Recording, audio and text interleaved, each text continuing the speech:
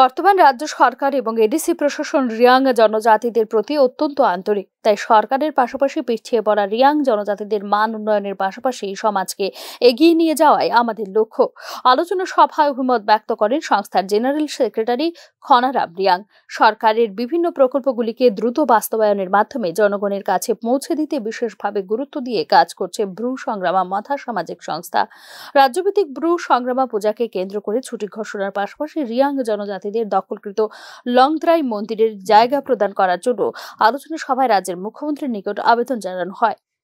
ত্রিপুরা রাজ্যের শ্রদ্ধেয় মাননীয় ডাইনামিক চিফ মিনিস্টারের কাছে আমাদের আবেদন থাকবে যে আমাদের declaration of gov holiday on the above state level সংগ্রামা পূজা, এটার সম্পর্কে ওনার সাথে আমরা মিলিত হয়েছিলাম এবং উনি আমাদেরকে কমিটমেন্ট করেছিলেন কিছুদিনের মধ্যে উনি সেটা ডিক্লেয়ার করে দেবেন, কিন্তু অদ্যাবধি আমরা পাই নাই। তাই আমরা আজকে আবার আমরা বিনম্রভাবে এবং জোরালোভাবে ওনার কাছে আবেদন রাখবো যাতে আমাদের গভ হলিডেটা যাতে ডিক্লেয়ার করা হয়। জনজাতিদের কল্যাণে স্বচ্ছ ভারত অভিযান প্রকল্পের মাধ্যমে প্রায় 900টি শৌচালয়, 500টি কম্বল ও তাঁত শিল্পের ট্রেনিং সেন্টার নির্মাণ সহ জুমিয়া পরিবারদের আর্থিক সহযোগিতা এবং রাবার শিল্প উন্নয়ন সহ বিভিন্ন পরিকল্পনা নেওয়া হয়েছে রাজ্য সরকারের পক্ষ থেকে। Bureau report, news now.